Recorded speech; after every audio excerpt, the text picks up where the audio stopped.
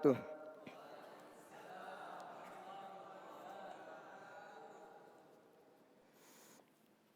Innal hamdalillah nahmaduhu wa nasta'inuhu wa nastaghfiruh wa na'udzu billahi min shururi anfusina wa min sayyiati a'malina. Man yahdihillahu fala mudilla lahu wa man yudlil fala hadiya lahu. Ashhadu an la ilaha illallah wahdahu la syarika lahu wa ashhadu anna Muhammadan abduhu wa rasuluh. Qala ta'ala ya ayyuhan nasu ittaqu rabbakumul ladzi khalaqakum min nafsin wahidah wa khalaqa minha zawjaha wa batha minhuma rijalan katsiran wa nisaa wattaqullaha alladzi tasaaluna bihi wal arham innallaha kana 'alaikum raqiba. Wa qala aidan ya ayyuhalladzina amanu ittaqullaha haqqa tuqatih wa la tamutunna illa wa antum muslimun. Jamaah Jumat yang dimuliakan oleh Allah Subhanahu wa taala. Marilah kita panjatkan puji dan syukur kita atas nikmat yang diberikan kepada kita hingga kita bisa berkumpul di tempat yang mulia ini, di rumah dari rumah-rumah Allah Subhanahu wa taala. Dan tak lupa kita kirimkan salawat serta salam kepada junjungan Nabi Allah Muhammad sallallahu alaihi wasallam yang membawa kita dari kegelapan menuju terang menderang. Jamaah Jumat yang dimuliakan oleh Allah Subhanahu wa taala. Ada suatu perkara yang banyak dari manusia melalaikannya dan sebagian manusia melakukannya akan tetapi tidak mendapatkan apa-apa. Perkara itu adalah salat berjamaah. Kebanyakan di zaman sekarang ini banyak dari manusia melalaikan salat berjamaah. Dia melupakan akan tujuan hidupnya. Sebagaimana dalam firman Allah Subhanahu wa taala, "Wa ma khalaqatul jinna wal insa illa liya'budun." Tidakkah aku menciptakan jin dan manusia kecuali hanya untuk beribadah kepadaku? Kata Allah Subhanahu wa taala. Tujuan kita dicipta hanya untuk beribadah kepadanya, tidak kepada selainnya. Akan tetapi di zaman yang modern ini, di akhir-akhir zaman, penghujung zaman, betapa banyak dari manusia melalaikan hal tersebut. Betapa banyak dari manusia melakukan apa yang dilarang oleh Allah Subhanahu wa taala dan meninggalkan apa yang diperintah oleh Allah Subhanahu wa taala. Ingatlah jamaah sekalian, salat adalah perkara yang paling penting dalam Islam.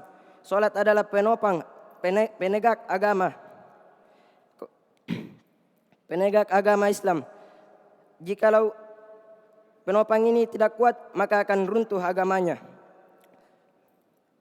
Sebagaimana dalam firman Allah Subhanahu wa taala, "Fawailul lil musallin." Celakalah orang-orang yang salat.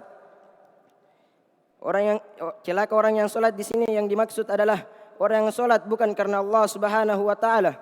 Bukan karena Allah Subhanahu wa taala, akan tetapi dia salat karena dunia, dia salat karena ingin dilihat, dia salat karena ingin riya. Maka inilah yang termasuk dalam ayat ini. Jamaah Jumat yang dimuliakan oleh Allah Subhanahu wa taala. Salat adalah pembeda antara kita dengan mereka orang-orang kafir. Sebagaimana dalam sabda Nabi Allah Muhammad sallallahu alaihi wasallam, "Al-ahdu alladhi bainana wa bainahum as-salah, faman tarakaha faqad kafar." Pembeda antara kita dengan mereka orang-orang kafir adalah salat. Maka dari itu jamaah sekalian, jauhilah diri kalian dari kekafiran, karena kekafiran adalah thariqah, jalan menuju ke neraka, dan neraka adalah sejelek-jelek tempat kembali. Jamaah Jumat yang dimuliakan oleh Allah Subhanahu wa taala, hendaklah kita tegak terus berdiri untuk menghadap kepada Allah Subhanahu wa taala dimanapun kita berada. Janganlah engkau mencari dunia saja, ingatlah akhiratmu. Kita di dunia ini, di zaman ini, betapa banyak dari manusia melalaikan salat berjamaah. Betapa banyak manusia meninggalkan perkara ini. Jamaah Jumat yang dimuliakan oleh Allah Subhanahu wa taala. Ingatlah, dunia ini hanya sebentar saja. Tidak lama kita akan kembali kepada Sang Pencipta alam semesta. Kita akan kembali kepada Allah Subhanahu wa taala. Tidak lama dunia ini akan runtuh, akan hilang. Untuk apa kita mencarinya? Untuk apa kita mencarinya? Untuk apa kita mengejar dunia? Dan akhiratlah tempat kita kembali. Dan disitulah kita kekal di dalamnya. Dan jauhilah diri-diri kalian dari api neraka. Karena api neraka adalah sejelek-jelek tempat. Sebagaimana dalam firman Allah Subhanahu wa taala, "Ya ayyuhalladzina amanu qu anfusakum wa ahlikum naro." Jagalah diri-diri kalian dan keluarga-keluarga kalian dari api neraka. Karena api neraka adalah tempat yang paling buruk di akhirat kelak. Jemaah Jumat yang dimuliakan oleh Allah Subhanahu wa taala. Jadikanlah dunia ini untuk tempat persiapan, bukan untuk bermain-main saja.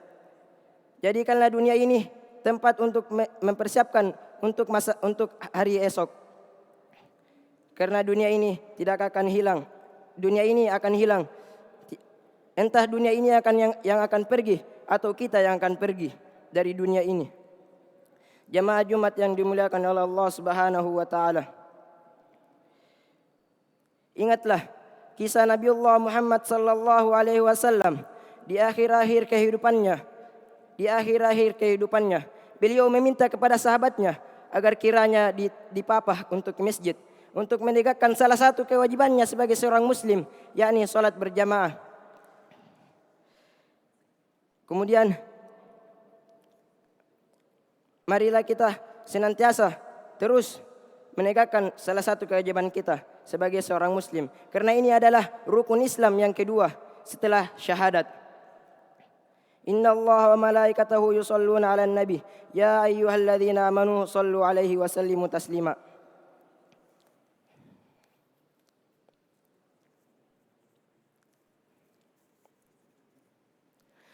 Allahumma alhamdulillahi wa kafa wassalatu wassalamu ala nabiyil mustafa wa ala alihi wa sahbihi wa mawala, amma ba'd.